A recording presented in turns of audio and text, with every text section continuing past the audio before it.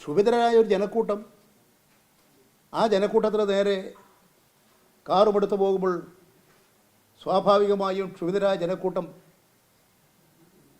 ഏത് ഗാന്ധിയന്മാരും പ്രതികരിച്ചു പോകില്ലേ?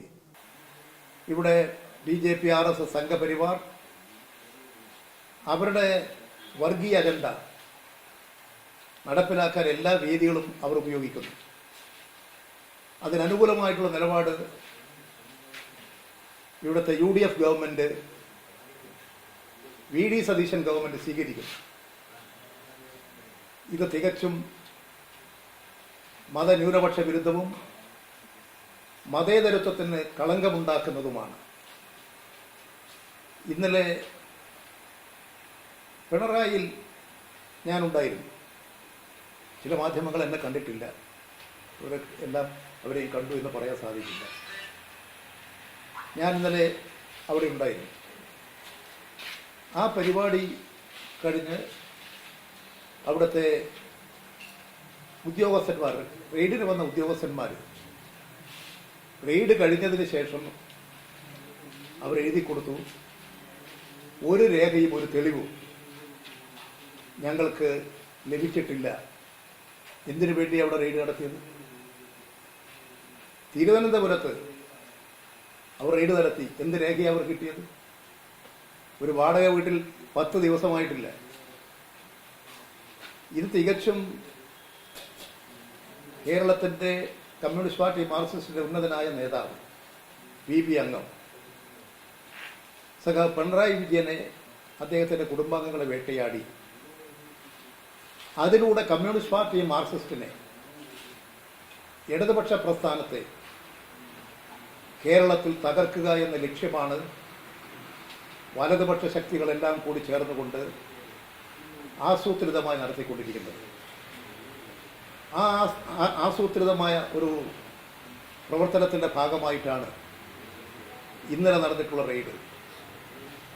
ഇപ്പോൾ തിരുവനന്തപുരത്ത്, കണ്ണൂരിൽ, കോഴിക്കോട് മുഖ്യമന്ത്രിയുടെ മകളെ ഭർത്താവിൻ്റെ വീട്, ഭർത്താവിൻ്റെ അച്ഛൻ, പിതാവ് അവിടെ ഒരു പോലീസ് ഓഫീസറായിരുന്നു. അദ്ദേഹം കണ്ണൂർ പോലീസ് സൂപ്രണ്ടായിട്ടുണ്ടായിരുന്നു. അദ്ദേഹത്തിൻ്റെ വീട്, അവിടെയെല്ലാമാണ് റെയ്ഡ്. എന്തിനു വേണ്ടിയ റെയ്ഡ്? കേരളത്തിൽ മാത്രമല്ല, ഇത് അന്താരാഷ്ട്ര നിലവാരത്തിൽ, ദേശീയ നിലവാരത്തിൽ CPM-നെതിരായിട്ടൊരു വാർത്തയുണ്ടാക്കണം. CPM-നെ തകർക്കണം, CPM-നെ കളങ്കപ്പെടുത്തണം, ഇടതുപക്ഷ പ്രസ്ഥാനത്തെ അങ്ങേയറ്റം ദുർബലപ്പെടുത്തണം. ഈ ലക്ഷ്യത്തോടു കൂടിയിട്ടുള്ള വലതുപക്ഷ ശക്തികളുടെ കോൺഗ്രസ് BJP ഡീലിൻ്റെ ആസൂത്രിതമായിട്ടുള്ള ഒരു പദ്ധതിയാണ് ഇന്നലെ അരങ്ങേറിയത്. ഏതെങ്കിലും കാര്യങ്ങളെക്കുറിച്ച് അന്വേഷണം നടത്താൻ ഇവിടെ ആരും എതിരല്ലല്ലോ. സാധാരണഗതിയിൽ ഒരു അന്വേഷണം നടത്തണമെങ്കിൽ അവർക്ക് നോട്ടീസ് എങ്കിലും കൊടുക്കണ്ടേ? നോട്ടീസ് കൊടുത്തോ? ഇന്ന് മാധ്യമങ്ങളിൽ കാണുന്നത് റെയ്ഡ് നടത്താൻ ചെന്നപ്പോഴാണ് നോട്ടീസ് കൊടുത്തതെന്നാണ്. എത്ര പരിഹാസ്യമായ നടപടിയാണത്! ഒരു പെൺകുട്ടിയോട് ചെയ്ത എത്രമാത്രം വലിയ ക്രൂരതയാണിത്! ഇത് സ്ത്രീത്വത്തെ അവമാനിക്കുന്ന നടപടിയാണ്. ഒരു നോട്ടീസ് കൊടുത്തോ? എന്താ കുറ്റം? അത് സംബന്ധിച്ച് ഏതെങ്കിലും തരത്തിൽ അവരെ ചോദ്യം ചെയ്യണമെന്ന് ആവശ്യപ്പെട്ടപ്പോൾ സഹകരിച്ചിട്ടുണ്ടോ? എന്തിനാ ഇന്നലെ 12 സ്ഥലത്ത് റെയ്ഡ്? അന്താരാഷ്ട്ര ദേശീയ നിലവാരത്തിൽ വാർത്തയാക്കാൻ. ആ വാർത്തയാക്കുന്നത് ബോധപൂർവമാണ്.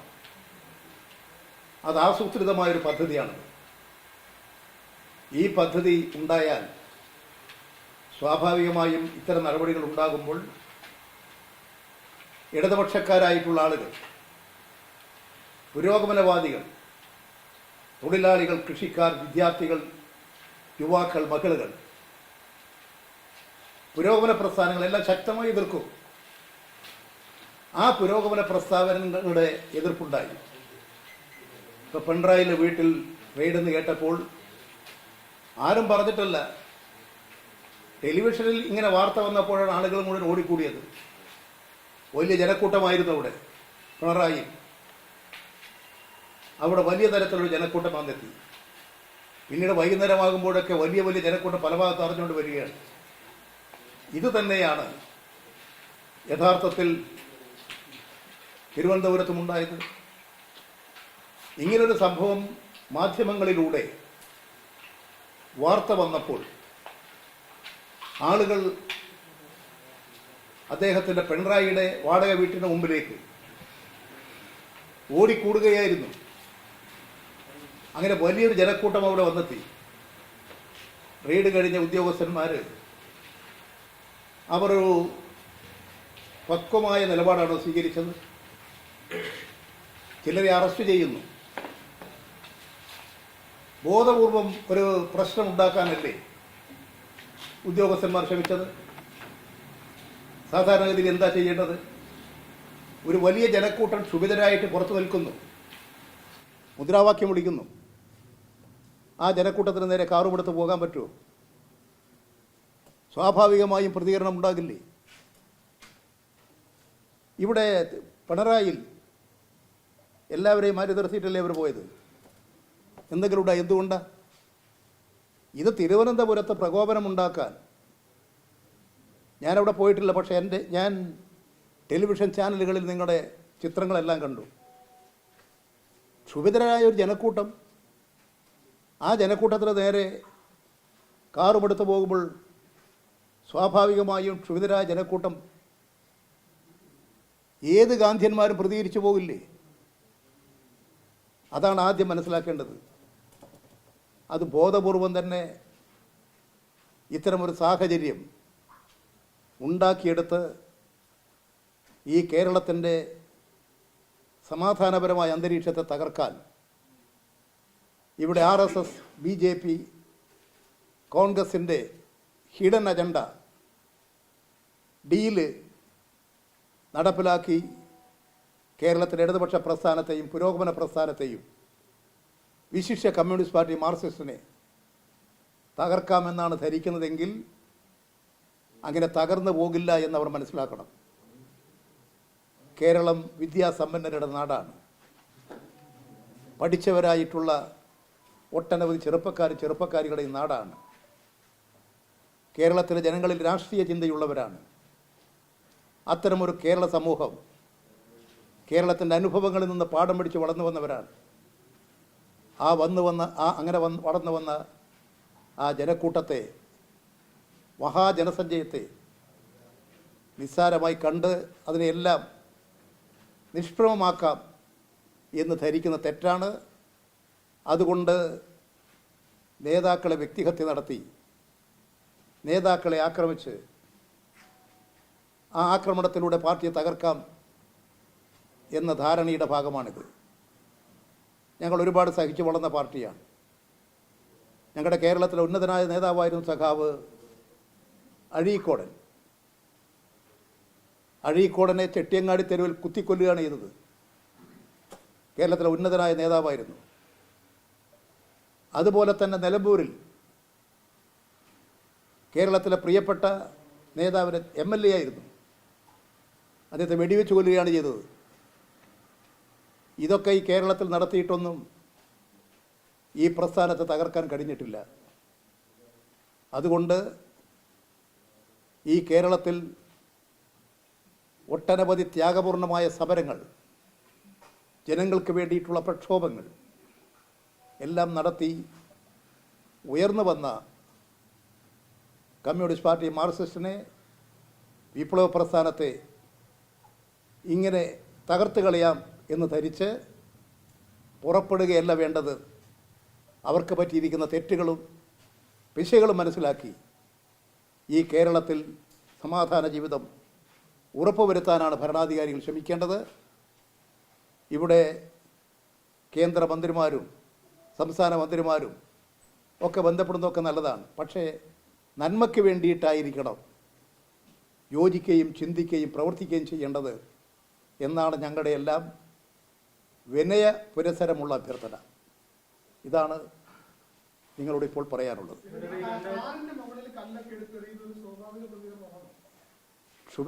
എന്തൊക്കെ നടന്നിട്ടുണ്ട് ഇന്ത്യയിൽ? നിങ്ങൾ നോക്കി, ഇന്ദിരാഗാന്ധി വെടിയേറ്റ് മരിച്ചപ്പോൾ എന്താ നടന്നത്? ഡൽഹിയിൽ എത്രയാളെ വെട്ടിക്കൊന്ന് കുത്തിക്കൊന്ന്. രാഷ്ട്രീയത്തിൽ പ്രിയപ്പെട്ട നേതാക്കളെയൊക്കെ ബോധപൂർവം അപമാനിക്കുന്നു. എന്ത് വന്നാൽ ജനങ്ങൾ ക്ഷുഭിതരാകും. ആ ക്ഷുഭിതരാകുന്ന ജനക്കൂട്ടത്തെ മനസ്സിലാക്കി അതിനനുസരിച്ചിട്ടാണ് പ്രവർത്തിക്കേണ്ടത്. ഒരു വലിയ ജനക്കൂട്ടം ക്ഷുഭിതരായിട്ട് നിൽക്കുന്നു. അവർക്കിടയിലേക്ക് കാറുപെടുത്തു പോകുമ്പോൾ സാധാരണഗതിയിൽ സമാധാനപരമായിരിക്കുമോ? നിങ്ങളുടെ ചിത്രം ഞാൻ കണ്ടു ഇന്ന്. അതാണ് അവിടെ സംഭവിച്ചത്. ഞാൻ അവിടെ പോയിട്ടുള്ള ആളല്ല, ഞാൻ അവിടെ ഉണ്ടായിട്ടുള്ള ആളല്ല. പക്ഷെ നിങ്ങളുടെ മാധ്യമങ്ങളുടെ ചിത്രീകരണത്തിലൂടെ കണ്ടിട്ടുള്ള കാര്യമാണ് ഞാൻ പറഞ്ഞത്. ആ സമയത്ത് ഈ ആഭ്യന്തര വകുപ്പിനും പോലീസിനും ഒക്കെ ഗുരുതരമായിട്ടുള്ള വീഴ്ച സംഭവിക്കുന്നത് അവരെ തന്നെ മുൻകൈ എടുത്തിട്ടാണ് ഈ വാഹനത്തെ മുന്നോട്ട്. ഇത് ഗുരുതരമായ വീഴ്ചയാണല്ലോ. ഒരു സംസ്ഥാന ഗവൺമെൻറ് അറിയുന്നില്ല കേന്ദ്രസേന കേരളം മുഴുവൻ വിന്യസിക്കുന്നത്, ED കൊണ്ട് പല വീടുകൾ റെയ്ഡ് ചെയ്യുന്നത്. ഇനി നാളെ എന്തൊക്കെ ചെയ്യും? ഞങ്ങളോടുള്ള രാഷ്ട്രീയ വിരോധം കൊണ്ട് തെറ്റായ പ്രവണതകളെയൊന്നും കോൺഗ്രസിൻ്റെ നേതാക്കൾ പ്രോത്സാഹിപ്പിക്കരുത്. അതവർ മനസ്സിലാക്കണമെന്നാണ് എനിക്കിപ്പോഴും അഭ്യർത്ഥിക്കാനുള്ളത്.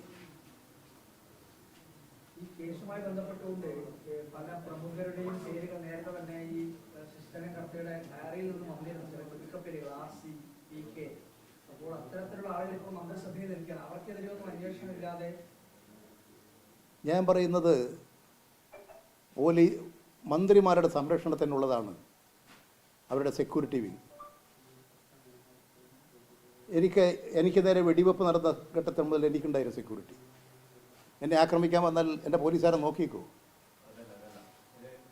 ഇവിടെ ഞാൻ ഒരു കാര്യം കൂടി നിങ്ങളെ മുമ്പിൽ ചൂണ്ടിക്കാണിക്കാം. സുധാകരൻ്റെ ഗൺമാനാണ് നാൽപ്പാടി വാസുവെ വെടിവെച്ച് കൊന്നത്.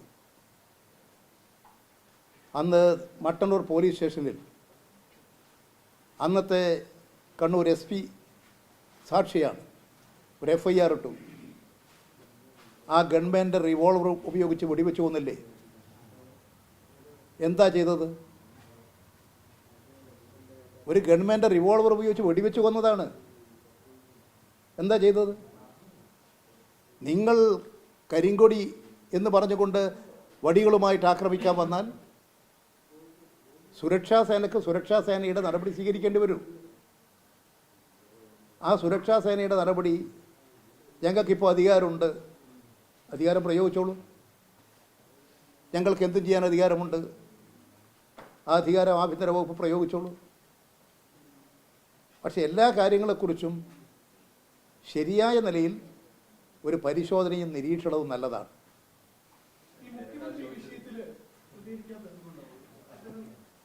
അതാണ് എനിക്ക് ആഭ്യന്തരമന്ത്രി പറഞ്ഞിട്ടുണ്ട്. കേരളത്തിൻ്റെ മുഖ്യമന്ത്രിയെ സംബന്ധിച്ചൊന്നും പറഞ്ഞിട്ടില്ല. മുഖ്യമന്ത്രി അറിയുമോ?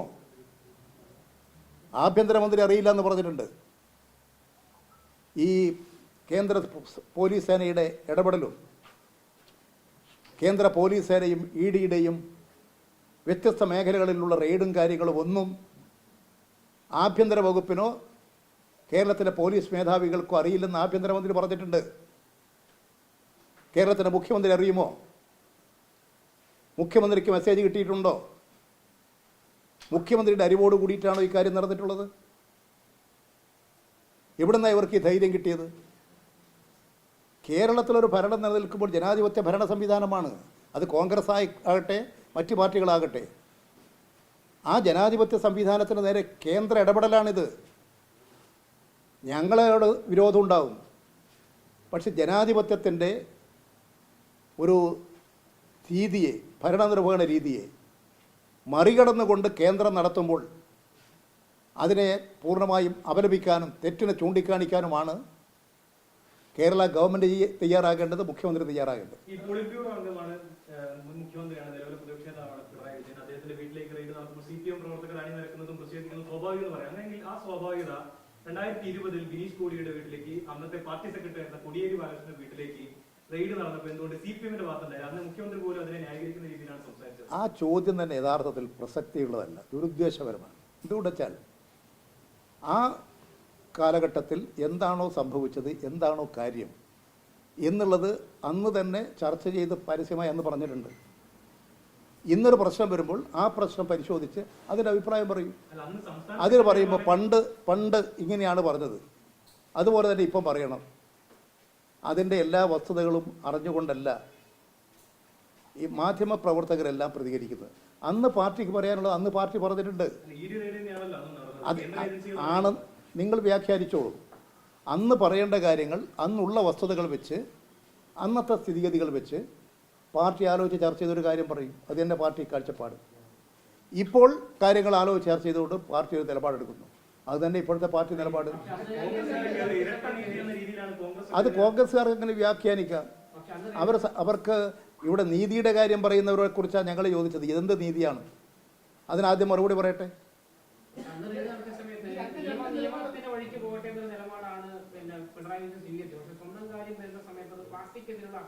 അതെല്ലാം നിങ്ങളുടെ വ്യാഖ്യാനങ്ങളാണ്. ഞങ്ങൾ മുഖ്യമന്ത്രിയാകട്ടെ മറ്റാരെങ്കിലും ആകട്ടെ ഒരു കാര്യം പറയുമ്പോൾ അത് ചർച്ച ചെയ്തിട്ടുള്ള പാർട്ടിയുടെ ഒരു പൊതു കാഴ്ചപ്പാടായിരിക്കും. ആ കാഴ്ചപ്പാട് പറയും. അന്നത്തെ ഇത് വർഷങ്ങൾക്ക് എത്രയോ വർഷങ്ങൾക്ക് മുമ്പ്, ഇപ്പോൾ 6 4 വർഷങ്ങൾക്ക് മുമ്പ് ഒരു കാര്യത്തെക്കുറിച്ച് വന്നു. അന്നത്തെ സ്ഥിതിഗതികൾ വെച്ച് മറുപടി പറഞ്ഞു. നിങ്ങൾക്കെല്ലാം അന്ന് ഒരു വ്യത്യസ്ത അഭിപ്രായം ഉണ്ടായില്ല. എല്ലാവരും അത് കേട്ട് അംഗീകരിച്ചു. ഇന്നത്തെ കാലത്ത് പ്രശ്നം വന്നു. അതിനെക്കുറിച്ചുള്ള പാർട്ടി നിലപാട് ഇപ്പോൾ പറയുന്നു.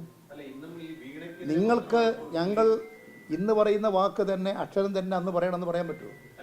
ഇന്നത്തെ സാഹചര്യങ്ങളും ഇന്നത്തെ സ്ഥിതിഗതികളും സംഭവങ്ങളും എല്ലാം വിശദീകരിച്ചുകൊണ്ട് പാർട്ടി നിലപാട് വ്യക്തമാക്കുന്നു. ഈ മാറ്റങ്ങൾ ആ ചോദ്യങ്ങളെല്ലാം ഒരു സതുദ്ദേശപരമായ ചോദ്യങ്ങളല്ല. ഞാനിങ്ങനെ മാറ്റം ഇന്നതാണെന്ന് പറഞ്ഞ് എഴുതി തരണം. നിങ്ങൾ എന്ത് ചോദ്യമാണ് ചോദിക്കുന്നത്? ഇന്ന് അതായത് കഴിഞ്ഞ ദിവസം നടന്നിട്ടുള്ള റെയ്ഡും മുഖ്യമന്ത്രിയുടെ മകൾക്കെതിരെ മകളുടെ മൊഴി മാത്രമാണ് രേഖപ്പെടുത്തിയതെന്നാണ് ED വിശദീകരിക്കുന്നത്. അന്നത്തെ അന്വേഷണം കോടിയേരി ബാലകൃഷ്ണന്റെ മകനെതിരായിരുന്നു. കോടിയേരി ബാലകൃഷ്ണന്റെ മകനെതിരെ വരുമ്പോൾ അത് അവർ കുടുംബപരമായി നേരിടട്ടെ എന്ന നിലപാടും, പിണറായി വിജയന്റെ മകൾക്കെതിരെ വരുമ്പോൾ അത് ഒരു രാഷ്ട്രീയ പ്രശ്നമായി മാറ്റുന്നതിലുള്ള ഒരു അസാംഗത്യമാണ് ചോദ്യം. ഞങ്ങൾ ഓരോ അന്ന് കോടിയേരിയാണ് പാർട്ടി സെക്രട്ടറി. കോടിയേരി തന്നെ കാര്യങ്ങൾ പറഞ്ഞിട്ടുണ്ട്. പിന്നെ നിങ്ങൾ ഇന്ന് ഈ ചോദ്യം ചോദിക്കുന്നതിന് വലിയ പ്രസക്തിയുള്ളതല്ല. പാർട്ടിയുടെ ഒരു പാർട്ടിക്കിൻ്റെ നിലപാടെന്ന് പറയുന്നത് ഒരു വിഷയം വരുന്നു. ആ വിഷയം വരുമ്പോൾ അതിനുണ്ടാകാനുള്ള കാരണമെന്ത്, കാര്യങ്ങളെല്ലാം നല്ലതുപോലെ വസ്തുനിഷ്ഠമായി പരിശോധിച്ച് അത് സംബന്ധിച്ച് പാർട്ടി എന്ത് നിലപാട് സ്വീകരിക്കണം, ഒരു നിലപാട് തയ്യാറാക്കുന്നു. ആ നിലപാട് പാർട്ടി നിലപാടായിട്ട് പറയുന്നു. ഇപ്പോഴും അതാ ചെയ്യുന്നത്, അന്നും അതാ ചെയ്യുന്നത്, ഇനിയും അതാ ചെയ്യുക. പാർട്ടി കോടിയേരി പറയുന്നത് പാർട്ടിയുമായി ചർച്ച ചെയ്തിട്ടുള്ള നിലപാട് തന്നെയാണ്. കോടിയേരി പറയുന്നത് അദ്ദേഹം ജീവിതം പാർട്ടിക്ക് അർപ്പിച്ചിട്ടുള്ള ഒരാളാണ്. അങ്ങനെയുള്ള ഉത്തമനായൊരു കമ്മ്യൂണിസ്റ്റ് നേതാവ് തന്നെയാണ്. അന്ന് അദ്ദേഹം ആ കാര്യങ്ങൾ തന്നെയാണ് പറഞ്ഞത്. ഇപ്പോൾ നിങ്ങൾ എന്തെങ്കിലും ഒരു കുറ്റം ആരോപിച്ചിട്ടുണ്ടോ?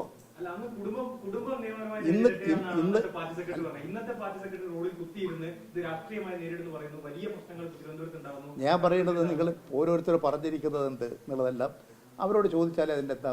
ഞാനിപ്പോൾ ഓരോ വിഷയവും അതാത് കാലഘട്ടത്തിലെ പ്രത്യേകതകൾ, അത് ഏത് സാഹചര്യം എന്ത് എന്നുള്ളതെല്ലാം വിശകലനം ചെയ്ത് അത് സംബന്ധിച്ച് പാർട്ടിയുടേതായൊരു നിലപാട് സ്വീകരിക്കും. ആ നിലപാട് പാർട്ടി പറയും. ഇനി ഇപ്പം നിങ്ങൾ അന്നത്തെ കാലത്ത് ഇത് വന്നിട്ട് എന്നോട് ഇപ്പം ചോദിച്ചാൽ ഞാനത് പറയാനാ. മറ്റൊരു വിഷയം, അതായത് ഈ CMRന്റെ ഡയറിക്കകത്ത് രമേശ് ചെന്നിത്തല RC എന്ന പേരും PK എന്നുള്ള കുഞ്ഞാലിക്കുട്ടിയാണ് എന്നുള്ള TV എന്ന പേരുണ്ടായി പിണറായി വിജയൻ നിഷേധിച്ചു.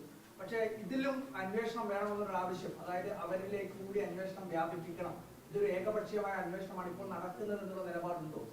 ഞങ്ങളിപ്പോൾ ആ സംബന്ധിച്ച കാര്യങ്ങൾ ചർച്ച ചെയ്തിട്ടില്ല. ഞങ്ങൾ പാർട്ടി എന്നുള്ള നിലയിൽ നിങ്ങൾ ഈ പറയുന്ന കാര്യങ്ങളൊക്കെ ചർച്ച ചെയ്യപ്പെടേണ്ടതാണെങ്കിൽ നിങ്ങൾ മാധ്യമങ്ങളിലൂടെയൊക്കെ ആ പ്രശ്നം ഉന്നയിച്ചാൽ ഞങ്ങളത് പരിശോധിക്കും. അല്ല, നിങ്ങൾക്ക് മാധ്യമങ്ങൾ അതെല്ലാം പരിശോധിക്കേണ്ടതാണെന്ന് അഭിപ്രായങ്ങളുണ്ടെങ്കിൽ നമുക്കത് തീർച്ചയായും അതും പാർട്ടി പരിശോധിക്കും.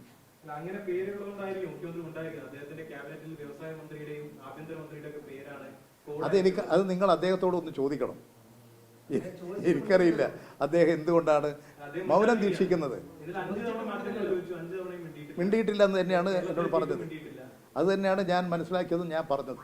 ജയരാജൻ ആദ്യം മുതൽ ഈ മന്ത്രിസഭ അധികാരം ഏറ്റതിനു ശേഷം മുഖ്യമന്ത്രി എപ്പോഴും മാധ്യമങ്ങളെ കാണും. മന്ത്രിസഭ അധികാരമായിരുന്ന സമയത്ത് മുഖ്യമന്ത്രി പറഞ്ഞത് ഞാൻ 6-7 തവണ നിങ്ങളെ കണ്ടു എന്നാണ് പറഞ്ഞത്. ഇപ്പോ 6 തവണ അങ്ങോട്ട് ചോദിച്ചിട്ട് ഒന്നും പറയാനില്ല. അദ്ദേഹത്തിന് പറയാനില്ല. ഇപ്പോൾ പല പ്രശ്നങ്ങളും സ്തംഭനാവസ്ഥയിലാണ്. ഇപ്പോൾ യൂണിവേഴ്സിറ്റി കോളേജിൽ അവിടെ തെരഞ്ഞെടുപ്പിൽ കേരള യൂണിവേഴ്സിറ്റിയുടെ തെരഞ്ഞെടുപ്പിൽ മഹാഭൂരിപക്ഷം SFI ജയിച്ചു. അവർക്ക് ആഹ്ലാദ പ്രകടനം നടത്താൻ പറ്റില്ല. പോലീസും KSUക്കാരും ആ പട്ടണത്തിലെ KSUവിൻ്റെ കുറേ ഗുണ്ടകളുമായി വന്ന് ആക്രമിക്കില്ലേ?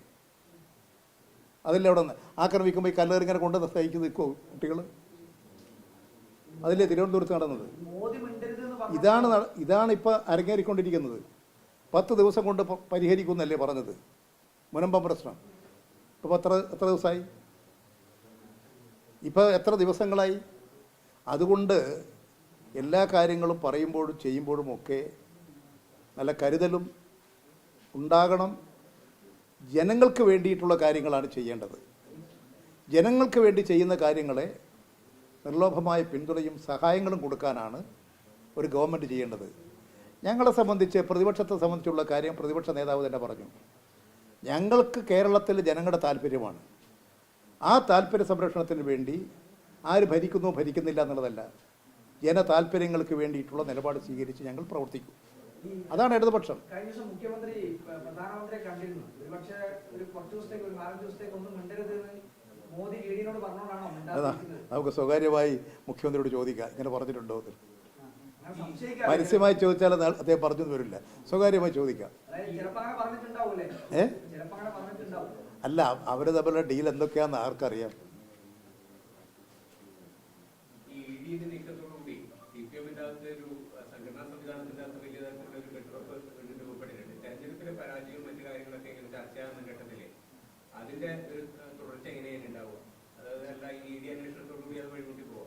ഞങ്ങൾക്ക് തെരഞ്ഞെടുപ്പിൽ പരാജയമുണ്ടായിരുന്നത് ശരിയാണ്.